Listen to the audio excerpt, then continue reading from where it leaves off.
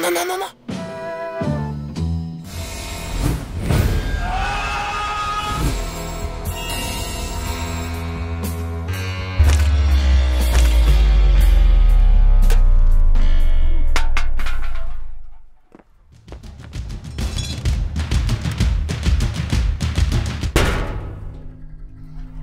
Voyons voir qui se cache derrière ce masque. Oh, l'homme à la mallette! Istre, je n'ai suffi!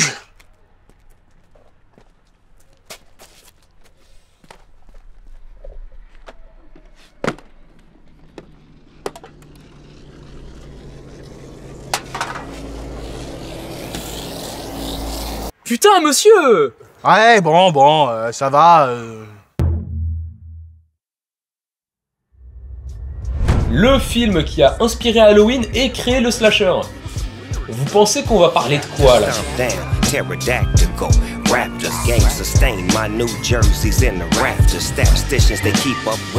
Pour cette vidéo, je vous emmène en Italie. On va y parler d'un film fondateur du cinéma d'horreur, mais surtout d'un grand homme, Mario Bava. Quand Mario a bavé, est-ce que Mario bava?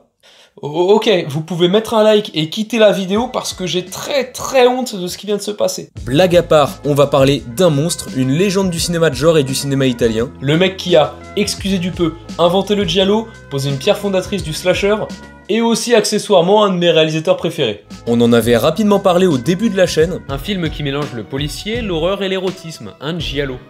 D'ailleurs, j'espère que les vidéos sont un peu mieux aujourd'hui, mais on n'avait pas parlé du film dont on va parler, La Baie Sanglante.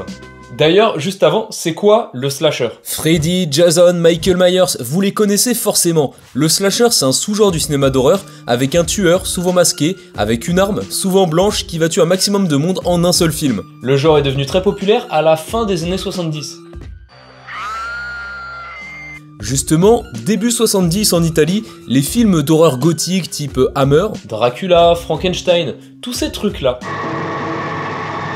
Bah en fait, c'est plus à la mode, ça marche plus. Et Bava en avait fait, Le corps et le fouet, Le masque du démon. Il a créé le giallo, ces films d'horreur mélangeant le policier, l'érotique. Sauf qu'il le fait dans les années 60, et que le genre cartonne que début 70, avec le premier film de Dario Argento, L'oiseau au plumage de cristal. Il a pas vraiment goûté au succès. Bava sort de plusieurs échecs. Un western pas ouf, un film d'horreur qu'il considère comme son pire film. Et il a quand même fait un film qui s'appelle L'espion qui venait du surgelé. Donc quand le gros producteur Dino De Laurentiis lui propose de produire un giallo, il accepte, forcément. Sauf que Le chat à 9 queues, le deuxième giallo de Argento, sort. Et il fonctionne pas. Du tout. Du coup, De Laurentiis se dit que bon bah c'est qu'une mode, ça va passer, et du coup il se retire du film de Bava. Embêtant. Mario trouve un autre producteur, mais c'est un vendeur de tapis. Littéralement, le métier du mec c'était vendre des tapis. Genre tu veux un tapis, je t'en vends un en fait. Donc il peut faire son film, mais sans aucun budget, et comme le producteur s'est barré du film au milieu du tournage avec la caisse, ça a pas aidé. Et pourtant, on parle d'un véritable chef-d'œuvre, mesdames et messieurs, La Baie Sanglante. Donc, La Baie Sanglante ou Ecologia del Delitto en VO, ce qui veut donc dire écologie du délit, ce qui ne veut donc absolument rien dire, est un film italien sorti en 1971 et considéré comme un film absolument dégueulasse à sa sortie tant il est violent. Mais également un des films qui a créé le slasher, puisque Cunningham, le réalisateur de Vendredi 13, qui est donc un des films qui a lancé la mode du slasher aux États-Unis et qui est pas un si bon film que ça d'ailleurs, a reconnu s'en être énormément inspiré. Le tueur du vendredi.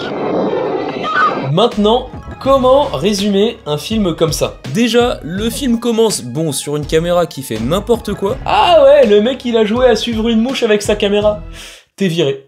T'es viré. Bon, plus sérieusement, on commence sur une vieille dans une maison, qui a l'air, bon, d'un peu se faire chier parce qu'elle est quand même devant sa fenêtre à regarder une goutte couler, ce qui est pas l'activité la plus fun du monde en soi. Et puis elle avance, elle fait sa petite vie quoi, et là, bam, elle se fait tuer. Là, vous vous dites que, bon, c'est un film d'horreur normal quoi, y a rien de bien spécial. Mais là, bam, le tueur se fait tuer. Et là, vous la fermez, parce que vous comprenez, on est face à un film complètement imprévisible.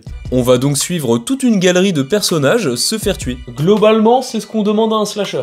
Et bon, entre les meurtres, il y a quand même une histoire, mais qui n'est qu'un prétexte. À la mort de la comtesse, la vieille dans l'intro, il y a des luttes de succession pour savoir à qui revient la baie, puisqu'elle lui appartenait. Certains veulent la garder en l'état, d'autres veulent la raser pour en faire un centre commercial. On va suivre une espèce de va-nu-pied qui lit le tarot, des jeunes qui sont là par hasard, un mec suspect qui pêche le poulpe, deux parents irresponsables qui laissent leur gosse plusieurs jours dans une caravane tout seul, mais également le fameux mec qui parle à un petit insecte dans une boîte en plastique. Se faire tuer un par un pour un total de 13 meurtres, souvent à l'arme blanche et souvent très sympa visuellement. Bienvenue dans le film. On a 2 mecs et 2 filles, ils sont jeunes, viennent pour s'amuser, ils entrent dans une maison par effraction, mais une des 2 meufs va partir se baigner. Ah, ça fait vendre plus de tickets. Il y a un lien de cause à effet que je comprends que moyennement, hein, mais c'est rentable. C'est très rentable. Et le mec qui l'accompagne, Bobby, ouais, celui qui porte un caniche mort sur la tête là, et il préfère picoler tout seul plutôt que la rejoindre. Alcoolo. Et du coup, on reste dans un film d'horreur quand même. Donc la fille qui se baigne se prend une main au cul par un cadavre. Donc elle commence à faire vendre des tickets, puis elle se rhabille et finit comme ça. Je pourrais vous faire toutes les scènes avec des petites remarques rigolotes comme ça par-ci par-là, mais en gros vous avez l'idée quoi, c'est juste une succession de meurtres. Et moi j'adore les meurtres. Je vous cache aussi volontairement la fin qui est ultra bien pensée et prend tout le film à contre-pied.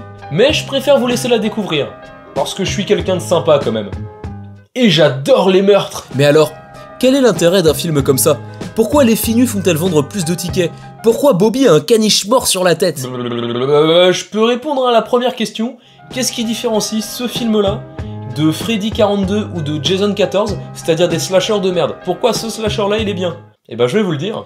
Bava, c'est un réalisateur avant tout visuel. Le film est un divertissement ultra jouissif. Et d'une beauté assez incroyable, puisque Bava était également directeur photo, c'est son métier de base. Une photographie colorée avec à chaque fois 2 lumières de couleurs opposées. Souvent du orange et du bleu, quelque chose qu'on retrouve beaucoup dans son cinéma, et ce depuis ses premiers films en couleur, notamment 6 femmes pour l'assassin ou Le corps et le fouet.